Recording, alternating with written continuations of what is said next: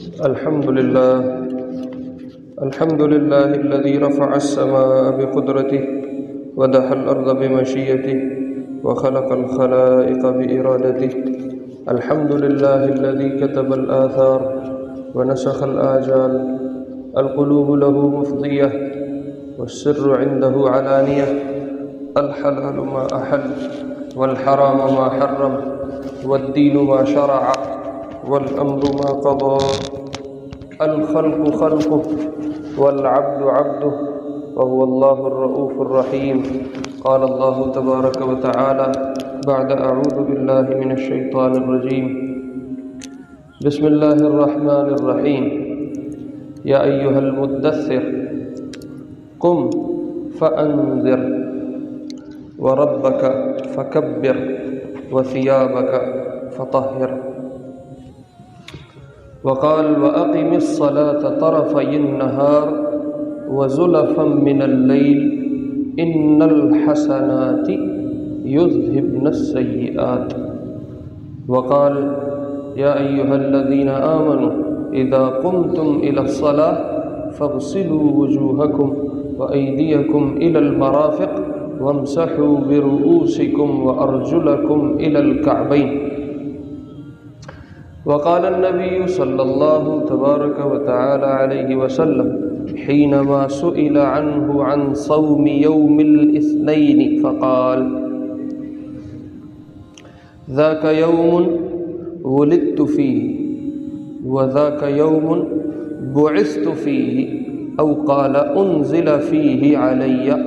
وقال النبي صلى الله تبارك وتعالى عليه وسلم فيما يرويه عن ربه إني افترضت على عبادي 5 صلوات من أسبغ وضوءهن وأحسن ركوعهن وخشوعهن أدخلته الجنة على ذمتي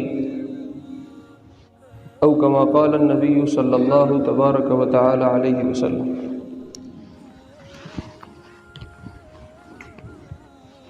ہم سیرت کے سلسلے کو چلاتے ہوئے حضور علیہ السلام کی زندگی کے 40 سال پورے کر چکے ہیں اور 40 سال کی عمر میں آپ کو نبوت ملی ہے. اور نبوت ملنے کا جو واقعہ پیش آیا وہ بھی تقریباً میں نے کافی حد تک تفصیل سے پچھلے کچھ جمعوں میں عرض کر دیا. جس دن فرشتہ یہ وحی لے کے پہلی دفعہ حرا میں آیا ہے، غار حرا میں، یہ سوموار کے دن کی صبح تھی. تو آپ یوں کہہ لو آپ علیہ السلام کو نبوت ملنے کا دن سوموار ہے. اور اتفاق یوں ہے کہ آپ علیہ السلام کی پیدائش بھی سوموار کے دن کی ہے. تو نبوت بھی سوموار کو ملی اور خود ولادت اور پیدائش بھی سوموار کو ہوئی. تو آپ علیہ السلام سوموار کے دن روزہ رکھا کرتے تھے. تو کسی نے کہا یا رسول اللہ آپ سوموار کو روزہ کیوں رکھتے ہیں؟ مستقل عادت تھی سوموار کا اور جمعرات کا روزہ، ساری زندگی یہ ترتیب رہی، سوموار کا اور جمعرات کا روزہ. اور ہر مہینے میں 3 روزے مستقل ہوتے تھے، 13ویں 14ویں 12ویں 13ویں 14ویں کا، اس کو ایام بیز کہتے ہیں. وہ روزے بھی رکھتے تھے اور ساتھ میں ہر ہفتے میں یہ 2 روزے ہوتے تھے، سوموار کا اور جمعرات کا. یہ ترتیب رہی آخر تک. تو آپ سے کسی نے کہا یا رسول اللہ آپ سوموار والے دن روزہ کیوں رکھتے ہیں؟ تو آپ نے فرمایا یہ ایسا دن ہے جس دن میں میری پیدائش ہوئی ہے اور جس دن میں مجھے نبوت ملی. اور پھر فرمایا سوموار اور جمعرات کو مخلوق کے اعمال اللہ کے سامنے پیش کیے جاتے ہیں. میرا دل چاہتا ہے کہ جب میرا عمل اللہ کے سامنے پیش ہو تو میں روزے سے ہوں. تو سوموار اور جمعرات کا روزہ رکھتے تھے. خیر، جب یہ پہلی وحی پوری ہوئی اور آپ وہ کپ کپاتے گھبراتے گھر تشریف لائے، اس کا ایک اثر طبیعت پہ کافی دن تک رہا، چونکہ فرشتہ پہلی دفعہ دیکھا اور ایک اپنی دنیا سے نکل کے کسی اور دنیا سے وابستگی اور تعلق ہو گیا. تو اس کا طبیعت پہ گہرا اثر رہا۔ جیسے آپ یوں کہہ لو انسان کو کوئی حادثہ پیش آ جائے تو کئی دن تک وہ جسم پہ ایک اس کا اثر رہتا ہے، جب وہ یاد آئے تو بندہ ڈر جاتا ہے۔ لیکن یوں ہوا، اللہ رب العزت کی حکمت تھی کہ وہ پہلی وحی آنے کے بعد، جس میں سورہ علق کی پہلی 5 آیات آئی ہیں، اقرأ بسم ربک الذی خلق، اس وحی کے آنے کے بعد آپ علیہ السلام کے پاس وحی آنا بند ہو گئی، سلسلہ رک گیا۔ اب فرشتہ نہیں آ رہا اور وحی نہیں آ رہی۔ اس میں ایک حکمت تو یہ تھی کہ آپ کی طبیعت پہ جو ایک دم ڈر سوار ہوا ہے، ایک خوف طاری ہوا ہے، وہ آہستہ آہستہ زائل ہو گیا۔ فرشتے کو دیکھ کے جو ایک طبیعت پہ خوف آیا ہے، آہستہ آہستہ وہ طبیعت ٹھیک ہو جائے، بحال ہو جائے، وقت کے ساتھ ساتھ چیزیں خود بخود سیٹ ہو جاتی۔ تو یہ اللہ کی حکمت تھی، اللہ نے دوبارہ فرشتے کو نہیں بھیجا کہ جو پہلے والا ایک خوف ہے وہ اتر جائے، وہ زائل ہو جائے پھر دوبارہ۔ ایک تو اس لیے بھی وحی رک گئی، اور دوسری وجہ علماء نے یہ لکھی ہے کہ اس لیے بھی وحی روک دی گئی کہ اب طبیعت میں دوبارہ یہ شوق اور رجحان پیدا ہو کہ میری اس فرشتے سے دوبارہ ملاقات ہو، وہ وحی دوبارہ میرے پاس آئے، میں پھر اس سے بات کروں، میں پھر اس سے ملوں، وہ مجھے کوئی بات کرے۔ انسان کو جب ایک نعمت حاصل ہوتی ہے اور پھر وہ نعمت کچھ دیر کے لیے اگر اس سے ہٹا لی جائے تو اس کی طبیعت میں خود بخود بے چینی شروع ہو جاتی ہے کہ یہ مجھے واپس ملنی چاہیے، وہ پھر اس کے لیے تگ و دو کرتا ہے۔ تو یہ وحی روک دی گئی تاکہ آپ کی طبیعت میں دوبارہ یہ رجحان پیدا ہو کہ وہ وحی میرے پاس آئے، وہ فرشتہ میرے پاس آئے اور وہ میرے سے بات کرے۔ چنانچہ حضور علیہ السلام کی طبیعت میں اتنی بے چینی ہو گئی کہ بعض دفعہ بے چین ہو کے پہاڑ کی چوٹی پہ چلے جاتے تھے اور وہاں سے کھڑے ہو کے اپنے آپ کو گرانے لگتے تھے کہ میرے پاس فرشتہ کیوں نہیں آ رہا، وحی کیوں نہیں آ رہی۔ تو جبریل آواز دیتے تھے، یا رسول اللہ، آپ اللہ کے رسول ہیں، آپ پریشان نہ ہوں۔ غیب سے آواز، ملاقات نہیں ہوئی، سامنے نہیں آتے تھے، آواز دیتے تھے، تو یہ آواز سن کے آپ کو تسلی ہو جاتی تھی، ٹھنڈے ہو جاتے تھے، پھر واپس آ جاتے تھے۔ پھر لوگ باتیں کرتے تھے، کدھر گیا تیرا فرشتہ، کہاں ہے تیری نبوت، تو بڑا کہہ رہا تھا ہم نبی ہیں اور ہمارے پاس وحی آتی ہے اور ہمارے پاس آسمان سے پیغام آتا ہے، کہاں ہے؟ ایک دفعہ کی کہانی تو سن لی، اس کے بعد کدھر ہے، دکھاؤ ہمیں۔ وہ کہاں سے دکھائیں؟ وہ آئے، وہ ملاقات کرے تو کوئی بات ہو۔ تو آپ لوگوں کی باتیں سن کے پریشان ہو کے پھر بے چین ہو جاتے تھے، پھر پہاڑ پہ چڑھ جاتے تھے۔ کئی دفعہ یہ ہوا کہ پہاڑ پہ چڑھ کے اپنے آپ کو گرانے لگے تو جبریل آواز دیتے تھے، یا رسول اللہ، آپ تسلی رکھیں، آپ اللہ کے رسول ہیں۔ کئی دن تک وحی نہیں آئی، یہاں تک کہ ایک خاتون نے، بڑی بد زبان قسم کی بدتمیز عورت تھی، اس نے کہا وہ تیرا شیطان کدھر گیا جو تیرے پاس تو کہتا ہے پیغام لے کے آتا۔ جب یہ بات ہوئی تو آپ کو چبھ گئی، تو پھر جبریل تشریف لائے۔ اور جبریل کیسے تشریف لائے؟ بڑا عجیب۔ آپ مکے میں یوں پیدل کہیں جا رہے تھے، پیدل جا رہے تھے، تو اچانک آواز سنی، یا رسول اللہ، اے اللہ کے رسول۔ تو آپ نے ادھر دیکھا، کوئی نہیں، ادھر دیکھا، کوئی نہیں، پیچھے مڑ کے دیکھا، کوئی نہیں، سامنے تو تھا کوئی نہیں۔ پھر آواز آئی تو آپ نے ایک دم یوں سر اٹھایا تو آسمان اور زمین کے درمیان ایک کرسی نما کوئی چیز ہے اور اس کے اوپر ایک فرشتہ بیٹھا ہے، اور وہی فرشتہ ہے جس سے حرا میں ملاقات ہوئی۔ تو آپ ایک دم یوں دیکھ کے پھر گھبرا گئے، پھر کب کبھی تاری ہو، وہی جو خوف کی کیفیت حرا میں آئی تھی وہ دوبارہ آئی، لیکن پہلے والی کیفیت سے یہ قدرے کم تھی، اس لیے کہ پہلے ایک دفعہ بیت چکی ہے۔ جب بار بار ایک درد محسوس ہو تو آہستہ آہستہ طبیعت اس کو برداشت کرنے کے قابل ہو جاتی ہے۔ تو جو پہلی دفعہ کی گھبراہٹ تھی اس سے قدرے کم ہوئی، لیکن گھبرا گئے اور جسم کانپتا کانپتا اور ٹھنڈا پڑ گیا اور واپس گھر آ گئے۔ جب واپس گھر تشریف لائے تو آپ نے فرمایا، زملونی زملونی، مجھے کوئی چادر دو، مجھے کوئی کمبل دو، میں اپنے اوپر اوڑھوں، مجھے سردی لگ رہی۔ اور پھر آپ تھوڑی دیر کے لیے لیٹ گئے۔ تو پھر جبریل تشریف لائے اور آ کے کہا، یا ایھا المدثر، چادر والے، اللہ نے یوں ارشاد فرمایا چادر والے قم اٹھو، فانذر اور لوگوں کی طرف نکل کے ان کو ڈراؤ، وربک فکبر اور اپنے رب کی کبریائی کو بیان کرو۔ اچھا، اس پہ علماء نے ایک بڑا زبردست سوال کیا، کہا آپ کی ذات نذیر بھی ہے اور بشیر بھی ہے۔ نذیر کا معنی ڈرانے والا، بشیر کا معنی بشارت دینے والا، خوشخبری سنانے والا۔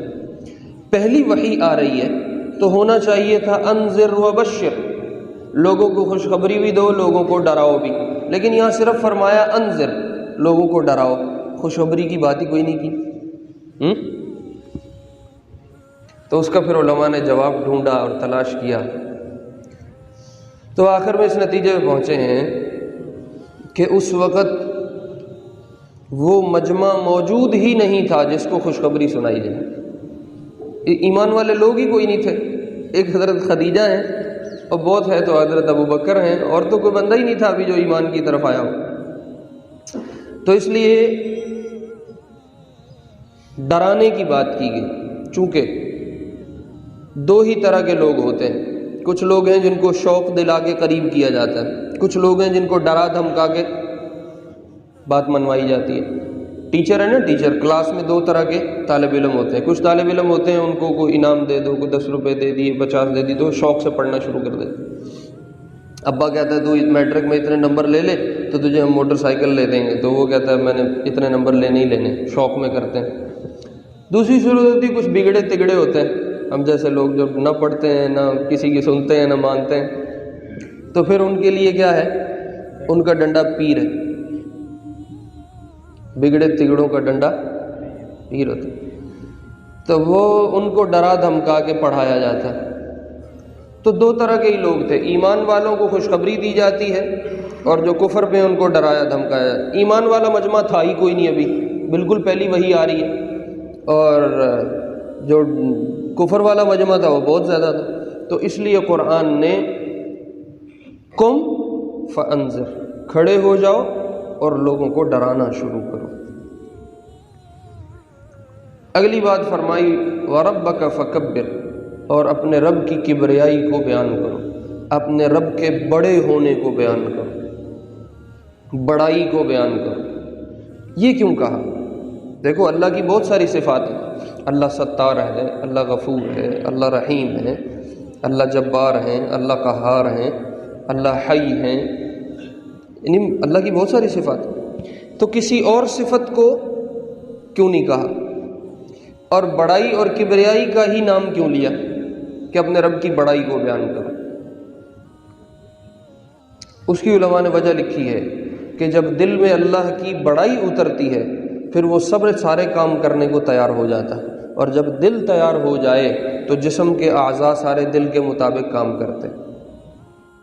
تو سب سے پہلے انسان کے دل میں کسی کا روب اور کسی کے بڑے پن کا اتارنا ضروری ہے، یہ انجیکشن لگے گا تو آگے جسم اس کے مطابق کام کرے گا۔ کوئی آدمی آ کے کہے، اس کے پھٹے پرانے کپڑے ہوں اور سلے انسلا سا اس نے کچھ پہنا ہوا ہو، ہاتھ پاؤں بھی لتھڑے ہوئے ہوں، اور وہ آگے مجھے کوئی آرڈر دے، میں اس کی بات نہیں مانوں گا، کہوں گا چلو بھائی آپ کون ہو، ہم آپ کو نہیں جانتے۔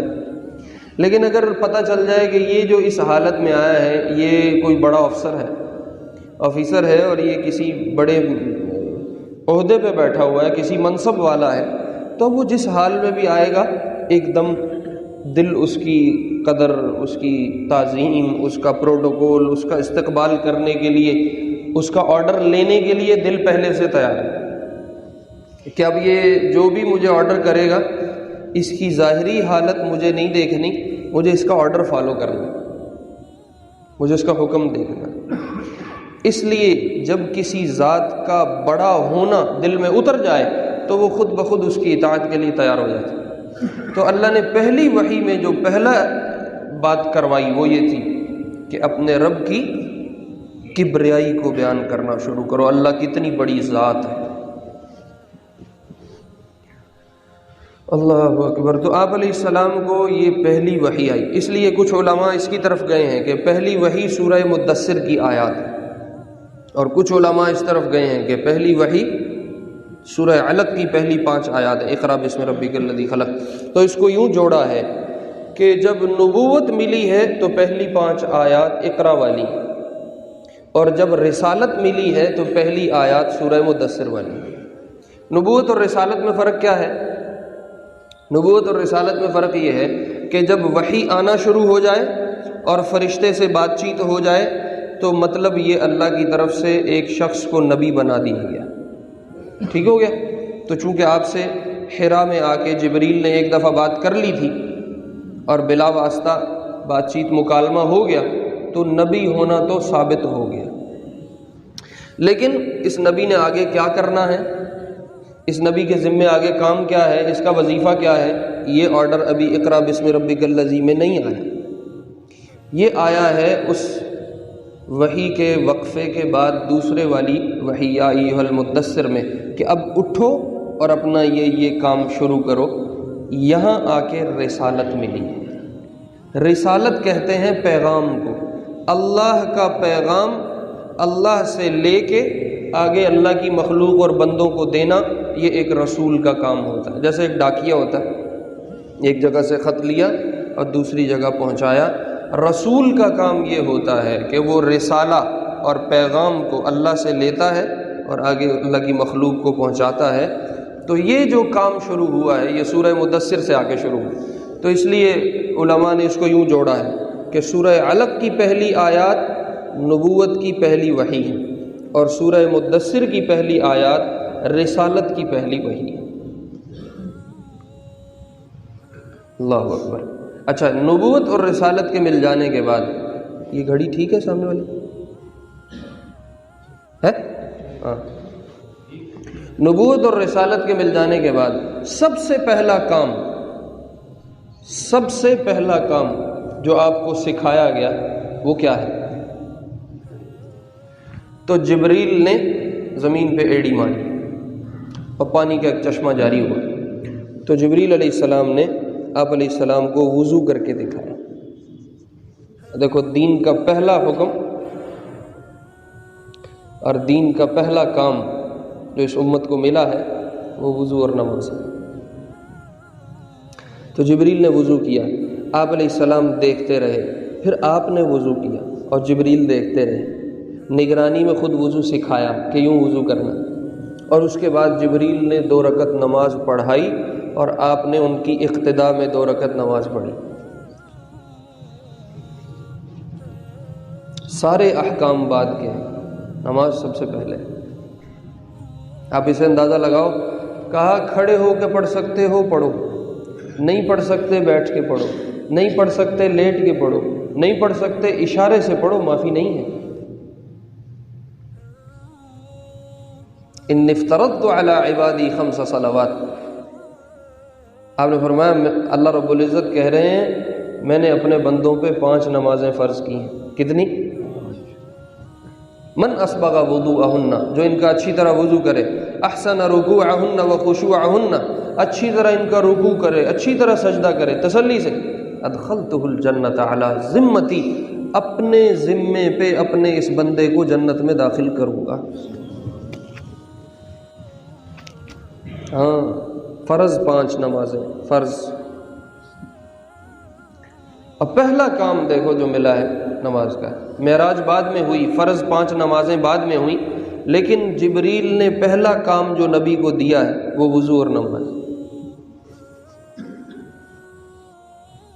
اس لیے علماء نے پھر یہ کہا ہے کہ یہ جو نماز آئی ہے یہ فرض تھی یا نہیں تھی، جو جبریل نے پڑھ کے دکھائی یا اقتداء میں پڑھائی اور آپ نے ان کے پیچھے نماز پڑھی؟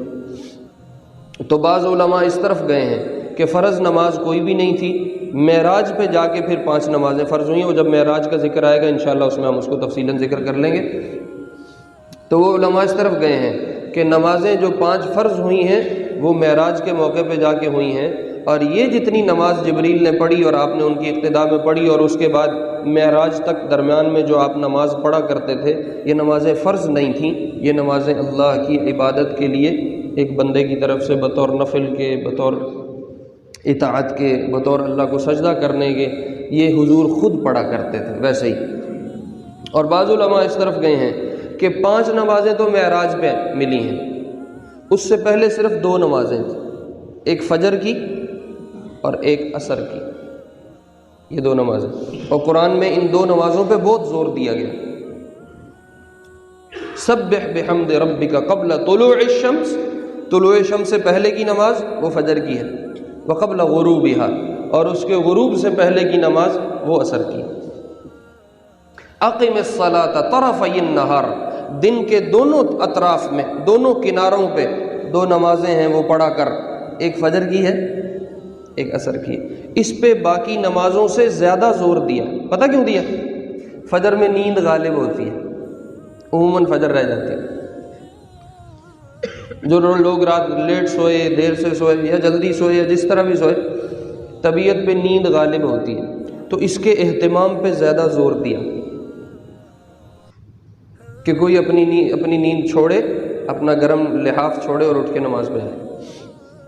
اور عصر کی نماز جو ہوتی ہے اس پہ زور اس لیے دیا کہ آدمی دن میں کاروبار میں یوں مصروف ہوتا ہے، شام کا وقت لوگ اپنے اپنے گھروں کو واپس جا رہے ہیں، سب سودا لے رہے ہیں، سب اپنا اپنا سامان کر رہے ہیں کہ ہم نے اب شام کو گھروں کو لوٹنا ہے، تو شام کے وقت میں عموماً چیزوں میں جلدی ہو جاتی ہے، رش پڑ جاتا ہے۔ آپ دکانداروں سے پوچھو نا، سارا دن تسلی سے بیٹھتے ہیں، جب شام کا ٹائم ہوتا ہے اب رش پڑ جاتا ہے، گاہکوں کا سب آ رہے ہیں، اپنے اپنے گھروں کو جانا ہے، سامان لینا ہے، جلدی کرو جلدی کرو جلدی کرو۔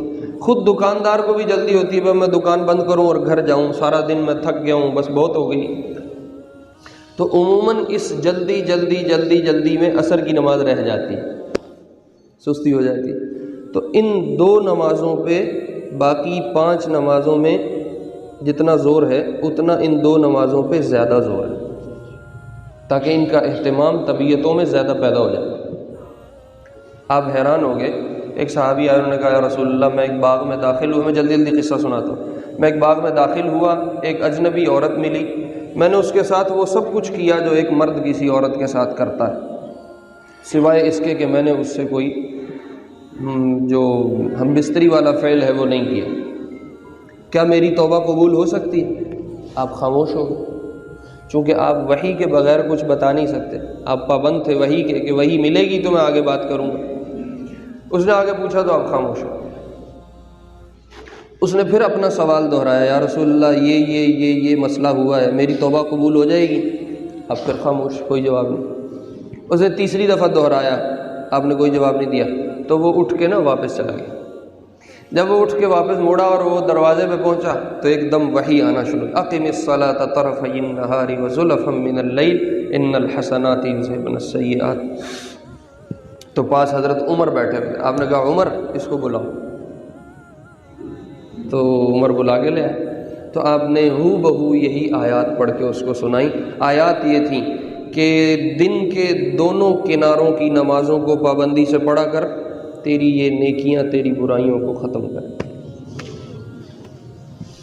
ایسی زبردست چیز نماز ہے، اس لیے میں اکثر جہاں کہیں بات کرنے کا موقع ہو تو میں کہا کرتا ہوں، 2 کام اگر انسان کر لے، صرف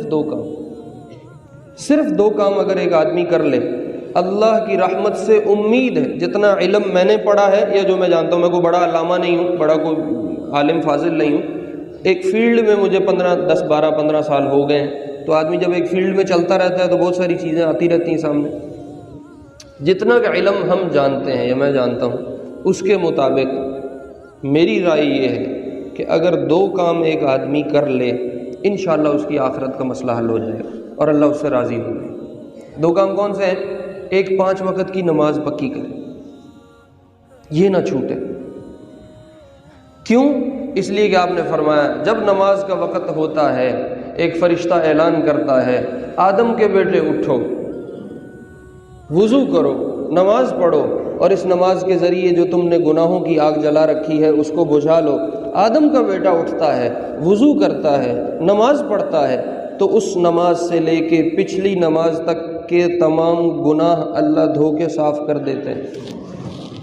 اب یہ 5 پڑھ رہا ہے دن میں، اور ہر اگلی نماز پچھلے تک کی حساب کتاب صاف کر رہی ہے، تو مطلب جب یہ دنیا سے جائے گا انشاءاللہ اس کی کاپی صاف ہوگی، اور جب کاپی صاف ہے تو آخرت میں کوئی پھنسنے کی صورت ہی کوئی نہیں۔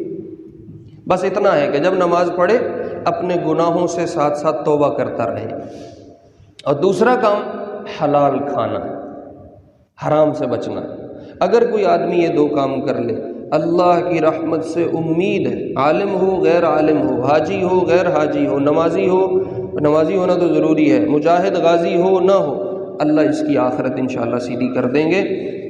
یہ دو کام کرنا ضروری ہیں، اور حضرت جبریل نے پہلی وحی کے بعد یہ دو کام حضور علیہ السلام کو سکھائے ہیں اور بتائے ہیں، اور پھر آپ نے ان نمازوں کو پڑھنا شروع کیا، اور یہ نمازیں یوں ہی دو تو ضروری چلتی رہیں، فجر کی اور عصر کی، اور پھر آگے جب معراج ہوئی تو آگے 5 نمازوں کا پھر باب کھلے گا، وہ جب آئے گا تو ہم اس کو ذکر کریں گے۔